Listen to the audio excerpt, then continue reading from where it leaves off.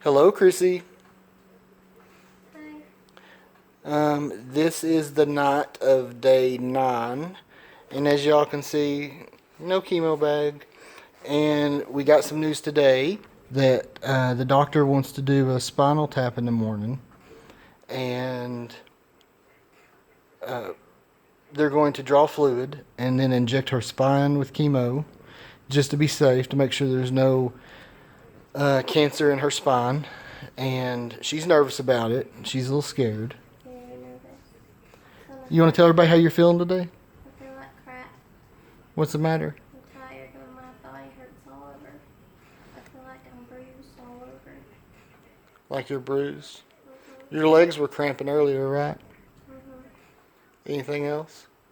No, What about the nausea? it's okay. It's okay? Yeah. Well, Chrissy got another visitor today, and she's going to say hi right now. Hi. My mom came by, and she's going to stay here till Saturday. And we have another big surprise tomorrow. Our kids are going to come see us. Yay. And Chrissy's going to let me have fun with them. And in between the fun, they're going to come in here and see her. And her sister's going to stay with her.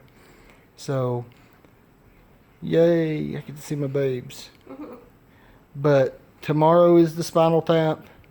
And either a week from today or a week from tomorrow, they're going to do another biopsy on her hip. Yeah. Take more bone marrow out. Yeah. And see if all the cancer's gone. If it is, she'll leave here in 2 weeks. If it's not gone, she'll have to go through chemo again. Let's start back at day 1. With 7 more days of straight chemo.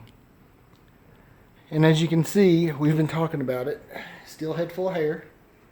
She says it itches a lot. But head full of hair. And I don't think I pointed this out before, did I? That you had the kids' babies. Yeah, we did. Oh, we did? I can't remember. Anyway, we're going to upload this video in a minute. This is the night of day 9. Your mom wants to say something. It's about midnight. Why don't you let me take a picture of you with Chrissy? We have pictures of me and Chrissy. It's a video. That's what I meant. Anyway, You be here tomorrow night. We can do that then. Okay. but we will do one tomorrow when the kids are here so everybody can see how happy Chrissy is.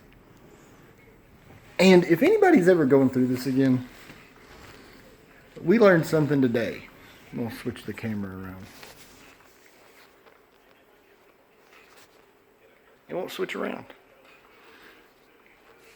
Anyway, we learned something today, and that was if someone's going through chemo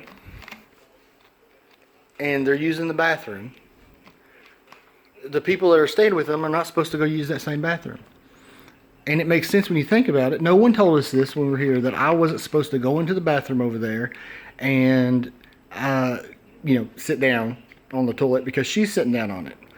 And her body is basically secreting chemo through her glands, through her tissue, through every orifice. So I'm getting exposed to it because no one told me. I can still shower in there, or, of course, pee standing up.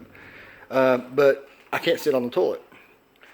Also, nobody told me I'm not supposed to be kissing her, either on the cheeks or the lips, because her body is secreting chemo. All the toxins, the chemicals.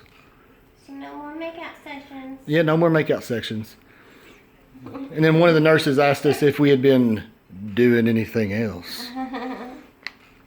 Which I said, yeah, I managed to keep her off of me for the last week. And we do have 4 kids, so. Luckily we have cable while we're in here. We didn't get bored. Yeah. That's a bad joke. A deck of cards. And a deck of cards.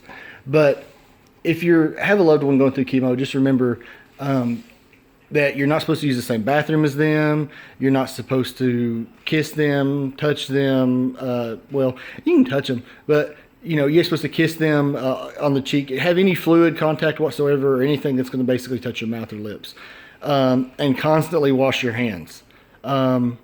If they get sick, One of the nurses told me this in the hallway. If they get sick and you have to clean up some of their bodily fluids, you're supposed to get an apron, you're supposed to get gloves and a mask, and be very careful that you don't contaminate yourself, because this is very harsh chemicals.